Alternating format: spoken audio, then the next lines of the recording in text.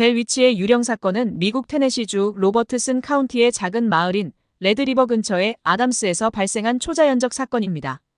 이 사건은 1817년부터 1821년까지 존 벨 가족이 경험한 기이한 현상의 사건입니다. 19세기 초 테네시주는 아직 개척의 땅이었습니다.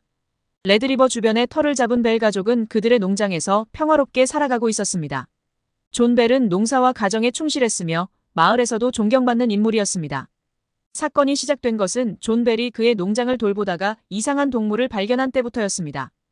이 동물은 개의 몸에 토끼의 머리를 한 것처럼 보였고 존 벨이 총을 쏘았을 때 사라져버렸다고 합니다.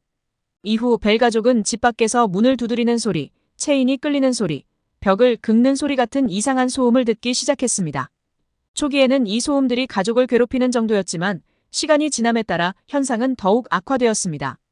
유령은 가족 구성원들, 특히 존 벨의 딸인 벳 씨를 괴롭히기 시작했습니다.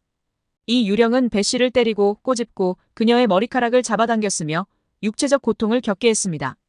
존 벨도 입을 열지 못하고 마비 상태에 빠지는 등 이상한 증상들을 보였습니다.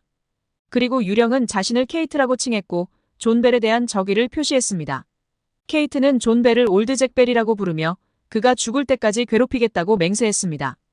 그녀의 말대로 존 벨은 1820년에 의문의 질병으로 사망하였고 그의 죽음이 케이트의 저주 때문이라고 여겼습니다. 벨 가족의 이야기는 주변 지역 사회에 퍼져나갔고 많은 사람들이 직접 이 현상을 목격하기 위해 벨 가족의 집을 방문했습니다.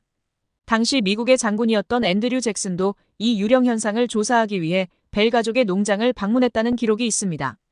앤드류 잭슨 장군의 방문에 대한 이야기는 벨 위치의 유령 사건에서 특히 유명한 일화 중 하나입니다.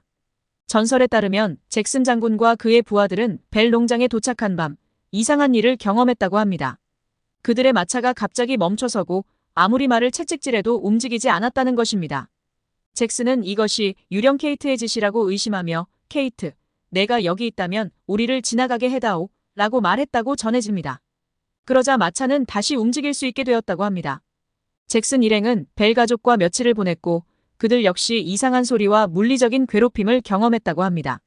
그중 잭슨의 한 부하가 유령과 대결하겠다고 나섰다가 혼자서 치고받는 싸움을 하고는 그 자리에서 기절하기까지 했다는 이야기도 전해져 내려오고 있습니다. 그러나 케이트는 단순히 괴롭히는 존재만은 아니었습니다.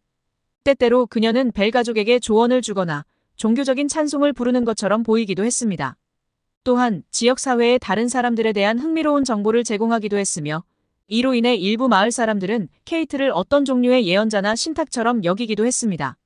존 벨의 죽음 이후 케이트의 활동은 점차 줄어들었습니다. 그녀는 자신이 7년 후에 돌아올 것이라고 예고하고는 사라졌다고 합니다. 7년 후 케이트는 실제로 돌아와 벨 가족의 남은 구성원들과 대화를 나눴다고 하나 이전만큼의 폭력성은 보이지 않았습니다.